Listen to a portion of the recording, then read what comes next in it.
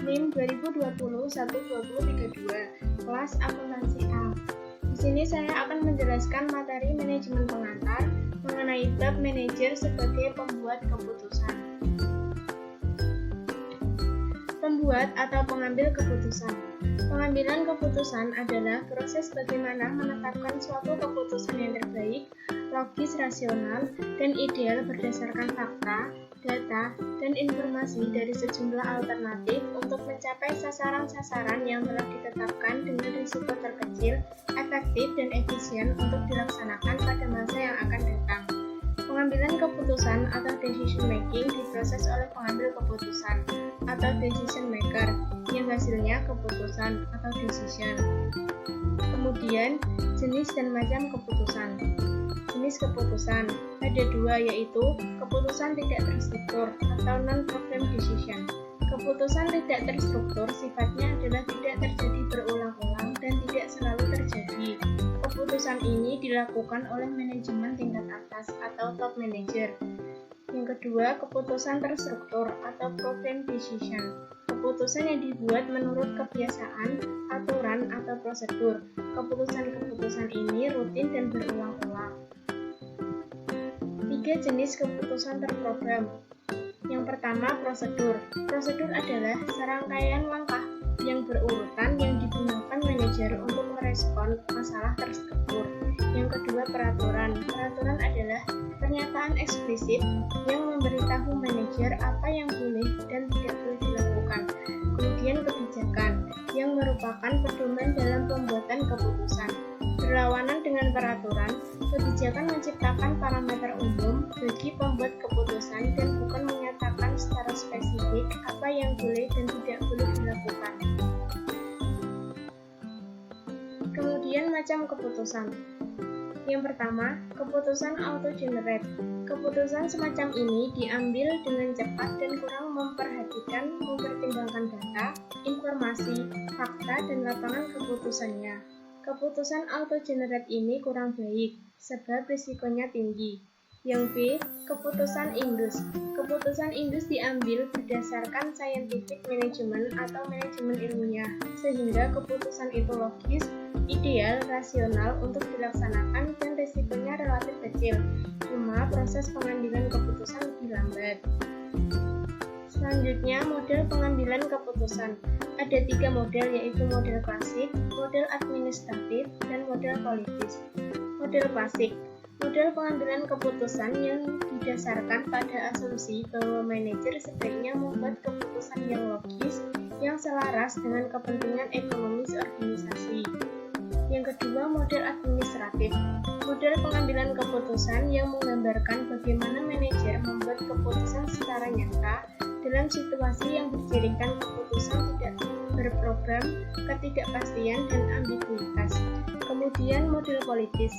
Model pengambilan keputusan yang bermanfaat bagi pengambilan keputusan tidak terprogram ketika kondisi berada dalam ketidakpastian, informasi terbatas, dan sedikit persetujuan antar manajer mengenai sasaran apa yang harus diikuti atau tindakan apa yang harus diambil. Selanjutnya, basis pengambilan keputusan. Ada keyakinan, intuisi, fakta-fakta, pengalaman, dan kekuasaan. Yang pertama, keyakinan. Keputusan auto decision inilah yang terbaik setelah diperhitungkan dan dianalisis. Intuisi didasarkan atas suara hati atau intuisinya, bersifat ilham dan perasaan-perasaan atau gut feeling-nya. Kemudian fakta-fakta didasarkan atas hasil analisis data, informasi, dan fakta-fakta. Kemudian pengalaman didasarkan kepada pengalaman dan pengalaman pihak-pihak yang lain. Kemudian kekuasaan, berpedoman atas kekuasaan atau authority yang dimilikinya, supaya keputusan atau decision itu sah dan legal untuk diberlakukan. Selanjutnya, teknik pengambilan keputusan yang efektif. Yang pertama, memahami perbedaan budaya. Yang kedua, mengetahui kapan waktu untuk keluar. Yang ketiga, menggunakan proses pembuatan keputusan yang efektif. Dan yang keempat, membangun organisasi yang dapat menemukan hal yang tak terduga dan beradaptasi secara cepat lingkungan yang berubah. Proses pembuatan keputusan. Yang pertama prosesnya mengidentifikasi masalah, kemudian identifikasi kriteria keputusan. Selanjutnya mengalokasi bobot kriteria, kemudian pengembangan alternatif, setelah itu menganalisis alternatif, kemudian pemilihan alternatif, pengimplementasi alternatif, evaluasi efektivitas keputusan, kemudian kembali ke mengidentifikasi masalah. Langkah-langkah dalam pembuatan keputusan. Yang pertama, mengidentifikasi suatu masalah. Setiap keputusan diawali dengan masalah, yaitu perbedaan antara kondisi yang ada dan yang diinginkan. Yang kedua, mengidentifikasi kriteria keputusan. Setiap pembuat keputusan mempunyai kriteria yang memandu keputusannya, walaupun mereka tidak dinyatakan secara eksplisit. Kemudian, mengalokasikan bobot pada kriteria. Pembuat keputusan harus memberi bobot pada masing-masing kriteria agar dapat memberinya prioritas yang tepat dalam membuat keputusan. Selanjutnya, mengembangkan alternatif. Pembuat keputusan menyusun daftar alternatif yang ada yang dapat memecahkan masalah. Pada titik ini, alternatif hanya didaftar, tidak dievaluasi. Kemudian, menganalisis alternatif. Setelah alternatif diidentifikasi, pembuat keputusan harus mengevaluasi setiap kemungkinan. Selanjutnya, memilih sebuah alternatif. Langkah keenam dalam proses pembuatan keputusan adalah memilih alternatif terbaik atau yang menghasilkan total tertinggi di langkah yang kelima. Kemudian, mengimplementasikan alternatif. Menerapkan keputusan ke dalam tindakan dengan memberlakukan kepada mereka yang terpengaruh dan membuat mereka berkomitmen terhadapnya. Yang terakhir, mengevaluasi efektivitas keputusan. Dalam proses pembuatan keputusan, melibatkan evaluasi hasil keputusan untuk melihat apakah masalahnya telah terpecahkan. Jika masalahnya masih ada, manajer harus menilai apa yang salah. Kemudian, 3 cara manajer membuat keputusan. Yang pertama, rasionalitas.